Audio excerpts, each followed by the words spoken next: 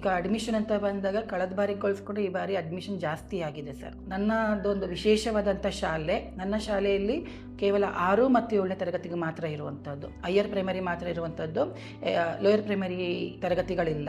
ಕಳೆದ ಬಾರಿ 41 ಮಕ್ಕಳಿದ್ರು, ಈ ಸತಿ 2 ತರಗತಿಯಿಂದ 57 ಮಕ್ಕಳು ಆಗಿದ್ದಾರೆ. ಅಂದರೆ ಸರಾಸರಿ 16 ಮಕ್ಕಳು ಹೆಚ್ಚು ಅಡ್ಮಿಷನ್ ಆಗಿದೆ. ಶಿಸ್ತಲ್ಲೂ ಕೂಡ ಏನು ಅಂತ ಅಂದರೆ ಬದಲಾವಣೆ ಕಂಡಿದೆ.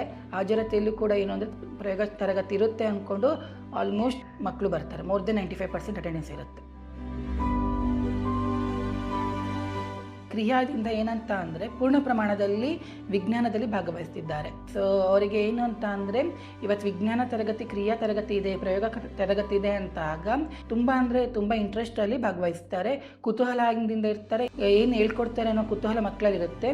ಜೊತೆ ಕೆಲವು ಮಕ್ಕಳು ಏನು ಅಂತ ಅಂದರೆ ನಾವು ಕೊಟ್ಟಿರುವಂಥ ಹ್ಯಾಂಡ್ ಬುಕ್ಕಿಂದ ಏನು ಮಾಡ್ತಾರೆ ಇವತ್ತು ಅಂತ ಅವರು ಮುಂಚೆನೇ ಒಂಚೂರು ಅಭ್ಯಾಸ ಮಾಡ್ಕೊಂಡು ಬರುವಂತಹ ಶಕ್ತಿ ಮಕ್ಕಳಲ್ಲಿ ಮೂಡಿಬಂದಿದೆ. ಒಂದು 7ನೇ ಕ್ಲಾಸ್ ಮಗು ಮೈಕ್ರೋಸ್ಕೋಪ್ನ ಫೋಕಸ್ ಮಾಡ್ತಾನೆ ಅಂತ ಅಂದಾಗ ಅದೊಂದು ಹೆಮ್ಮೆಯ ವಿಚಾರ ಆಗುತ್ತೆ. ಕಾರಣ ಏನು ಅಂತಂದರೆ PUC ಮಕ್ಕಳೇ ಮೈಕ್ರೋಸ್ಕೋಪ್ನ ಫೋಕಸ್ ಮಾಡೋದ್ರಲ್ಲಿ ಸ್ವಲ್ಪ ಹೆದರುತ್ತಾರೆ. ಅಂಥದ್ರಲ್ಲಿ ನಮ್ಮ 7ನೇ ಕ್ಲಾಸ್ ಮಕ್ಕಳು ಮೈಕ್ರೋಸ್ಕೋಪ್ನ ಬಳಸ್ತಾರೆ ಅನ್ನೋವಂಥದ್ದು ಒಂದು ಖುಷಿ ಪಡುವಂಥ ವಿಚಾರ. ಸರ್ಕಾರಿ ಶಾಲೆಯಿಂದ ಬರುವಂಥ ಮಕ್ಕಳು ವಿಜ್ಞಾನ ವಿಭಾಗ ತಗೊಳ್ಳೋದು PUCಯಲ್ಲಿ ತೀರಾ ಕಡಿಮೆ ಇದೆ. ಒಂದು ಆಶಾಭಾವನೆ ಮೂಡ್ತಾ ಇದೆ. ಮಕ್ಕಳು PUCಯಲ್ಲಿ ವಿಜ್ಞಾನ ತಗೋಬಹುದು ಅನ್ನುವಂಥ ಆಶಾಭಾವನೆ ನನ್ನಲ್ಲಿ ಮೂಡ್ತಾ ಇದೆ ಸರ್. ಇತ್ತೀಚೆಗೆ ಒಂದು 2 ತಿಂಗಳಿಂದೆ ಡೆಂಗ್ಯೂ ಅನ್ನೋಂತಹ ಒಂದು ರೋಗ ಹರಡ್ಕೊಂಡಿತ್ತು, ಸೊಳ್ಳೆಯಿಂದ ಬರುತ್ತೆ ಅಂತ. ನಾವು ಅದಕ್ಕೆ ಮಕ್ಕಳಿಗೆ ಮಾಹಿತಿ ನೀಡಿದ್ವಿ. ಮೈಕ್ರೋಸ್ಕೋಪ್ ಬಂದಾಗ ಮಕ್ಕಳು ಆ ಸೊಳ್ಳೆ ಏನಾದರೂ ಸಿಕ್ಕಿದ್ರು, ಸೊ ಒಂದು ಸೊಳ್ಳೆ ಹಿಡಿದು ಕೂಡ ಏನು ಮಾಡಿದ್ರು, ಅದ್ರದ್ದು ದೃಶ್ಯ ರೂಪದಲ್ಲಿ ನೋಡ್ಕೊಂಡ್ರು ಮಕ್ಕಳು. ಗ್ರಾಮೀಣ ಭಾಗದಕ್ಕೆ ಹೆಚ್ಚು ಕಡೆ ಈ ಒಂದು ಪ್ರಯೋಗ ಎಲ್ಲ ಮಕ್ಕಳಿಗೂ ತಲುಪಬೇಕು ಅನ್ನೋದು ಆಸೆ ಇದೆ ಸರ್. ಅದು ಉದಾಹರಣೆಗೆ ಲೈಟ್ನ ಡೆಫಿನೇಷನ್ ಮಾಡುವಾಗ ನಾವಿಲ್ಲೊಂದು ಮಾಡೆಲ್ ಮಾಡಿದ್ವಿ. ಸಿಗುವಂಥ ಚಾಕ್ ಪೀಸ್ ಬಾಕ್ಸಲ್ಲೇ ಒಂದು ಮಾಡೆಲ್ ಮಾಡಿ ತೋರಿಸಿದ್ವಿ, ಲೈಟ್ ಡೆಫಿನೇಷನ್ ಹಿಂಗೆ ಕೊಡಬಹುದು ಅಂತ. ಆ ಥರ ಸಣ್ಣ ಪುಟ್ಟದ್ದು ಅವ್ರಿಗೂ ಕೂಡ ಹೆಲ್ಪ್ ಮಾಡ್ತಾರೆ.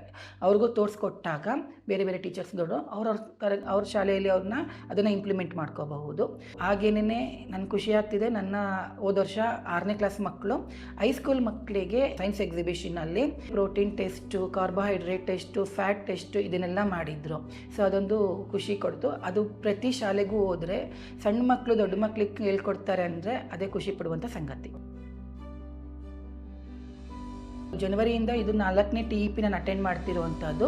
ಈ 4 TEPಗಳಲ್ಲಿ ಕಲಿತಂಥ ಬೇರೆ ಬೇರೆ ಬೋಧನಾ ವಿಧಾನಗಳು ಹಾಗೂ ಕೌಶಲಗಳನ್ನ ಅನ್ವಯಿಸ್ಕೊಂಡು ನಾನು ಪಾಠ ಮಾಡ್ತಾ ಇದ್ದೀನಿ. ಇದು ಮಕ್ಕಳ ಜೊತೆಗೆ ನಾನು ಕೂಡ ಕಲಿತಾ ಇದ್ದೇನೆ. ಆದರೆ ಇಲ್ಲಿ TEPಗೆ ಬಂದ ಮೇಲೆ ಅದ್ರ ಟ್ರೈನಿಂಗ್ ಆಗಿರೋದ್ರಿಂದ ನನ್ನಲ್ಲಿ ಒಂದು ಉತ್ತಮವಾದಂಥ ಕಾನ್ಫಿಡೆನ್ಸ್ ಬಂದಿದೆ.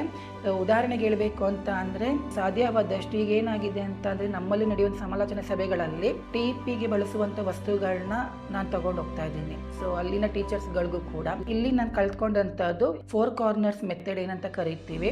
ಸೊ ಒಂದು ರೀತಿ ಏನು ಅಂತ ಅಂದರೆ ಮಕ್ಕಳಲ್ಲಿ 4 ಮೂಲೆಗಳು ಒಂದೇ ವಿಚಾರಕ್ಕೆ, ಈಗ ಏನಂತ ಅಂದರೆ ಅದು ನಮಗೆ MCQ ಥರ ಮಕ್ಕಳಿಗೆ. ಸೊ ಅದೊಂದು ಮಕ್ಕಳಲ್ಲಿ ಆ್ಯಪ್ಟಿಟ್ಯೂಡ್ ಲೆವೆಲ್ನ ಇನ್ಕ್ರೀಸ್ ಮಾಡುತ್ತೆ. ನಾನು ಕಲಿತಾ ಇದ್ದೀನಿ, ಜೊತೆಗೆ ನಮ್ಮ ಮಕ್ಕಳನ್ನು ಕಲಿಸ್ತಾ ಇದ್ದೀನಿ. ಅಂದರೆ ಪ್ರತಿನಿತ್ಯದ ತರಗತಿ ಕೂಡ ಏನಾಗಿದೆ ವಿಶೇಷವಾಗಿದೆ. ಡಯಟಿಂದ ಕೃಷ್ಣೇಗೌಡ ಸರ್ ಅಂತ ಬಂದಿದ್ದರು, ಅವರು ತರಗತಿ ಅಬ್ಸರ್ವ್ ಮಾಡಿದ್ರು. ಅವತ್ತು ಏನಂತ ಅಂದರೆ ಮಕ್ಕಳು ಕಾರ್ಬೋಹೈಡ್ರೇಟ್ ಮತ್ತು ಪ್ರೋಟೀನ್ ಟೆಸ್ಟ್ ಮಾಡ್ತಾಯಿದ್ರು. ಬೇಸಿಕಲಿ ಸರ್ ಕೂಡ ಒಬ್ಬರು ಮ್ಯಾಥ್ಸ್ ಟೀಚರ್ ಆಗಿರೋದ್ರಿಂದ ಸರ್ಗೂ ಸೈನ್ಸ್ ಬಗ್ಗೆ ಇಂಟ್ರೆಸ್ಟ್ ಇತ್ತು, ಅವರು ಖುಷಿಪಟ್ಟರು. ಹಾಗೆ ಬೇರೆ ಬೇರೆ CRP ಆಗಿರ್ಬೋದು, BRPಗಳಾಗಿರ್ಬೋದು, BRIT ಆಗಿರ್ಬೋದು, ಸೊ BO ಸಾಹೇಬ್ರಾಗಿರ್ಬೋದು, ಎಲ್ಲರೂ ಕೂಡ ಅಬ್ಸರ್ವ್ ಮಾಡಿದ್ದಾರೆ, ಖುಷಿಪಟ್ಟಿದ್ದಾರೆ, ಮೋಟಿವೇಟ್ ಮಾಡಿದ್ದಾರೆ.